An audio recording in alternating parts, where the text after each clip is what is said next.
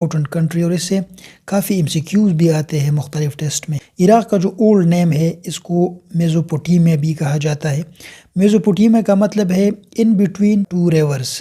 عراق کے اگر آپ میپ دیکھ لیں، یہاں پہ میں نے آپ کو میپ ڈرا کیا ہے، یہاں پہ آپ دیکھ سکتے ہیں یہ جو ریور ہے اس کو ہم کہتے ہیں ٹیگرس ریور یا دریائے دجلہ، یہ عراق میں ہے، ٹھیک ہے۔ اور ایک ریور جو دوسرا یہ ہے ٹرکی سے سٹارٹ ہوتا ہے، اس ریور کا نام ہے یوفریٹس یا دریائے فرات۔ یہ جو ٹو ریورز ہے اس کی وجہ سے اس کو میزوپوٹیمیا کہا جاتا ہے، یعنی ان بٹوین ٹو ریورز یا land in between two rivers. Tigris river بھی ٹرکی سے سٹارٹ ہوتا ہے، عراق میں ڈائریکٹ آتا ہے، اور اس ریور پر بغداد کی سٹی یعنی کیپٹل آف عراق بھی موجود ہے۔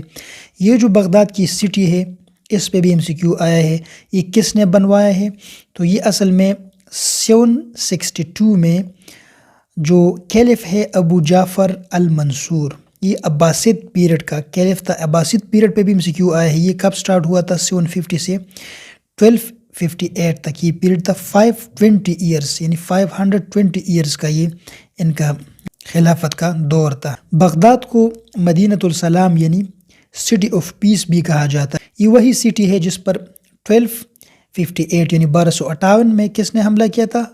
ہلاکو خان نے حملہ کیا تھا۔ یہ ایک منگول کمانڈر تھے، اور اس حملے میں انہوں نے ہزاروں کتابیں جو کہ ہاؤس آف وزڈم میں پڑھے تھے بغداد سٹی کے اندر، ان کتابوں کو دریا میں پھینکا تھا، اور مسلمانوں کی جو کیپٹل تھا اس کو تباہ کیا تھا، اور مسلمانوں کا جو 520 سالہ دور تھا اس کو ختم کیا گیا تھا۔ اور جو دوسرا دریا ہے یہ ٹرکی سے سٹارٹ ہو کر یہ جو یلو آپ کو نظر آتا ہے دس از سیریا، یہ شام ہے۔ شام سے ہوتے ہوئے پھر عراق میں داخل ہوتا ہے، اور کوفہ سٹی آپ سے MCQ میں پوچھے گا کوفہ سٹی کس ریور پر ہے؟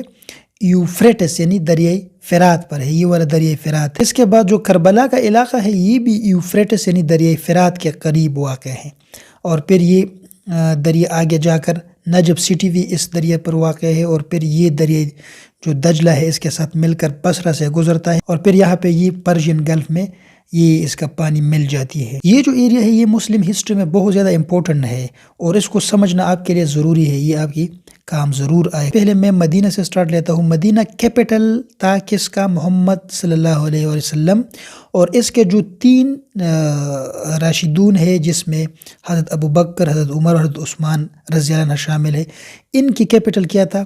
مدینہ۔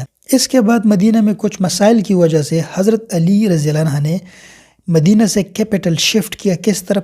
کوفہ سٹی، یہاں پہ کیپٹل سیٹ کیا۔ لاسٹ جو خلیفہ ہے راشدون میں سے حضرت علی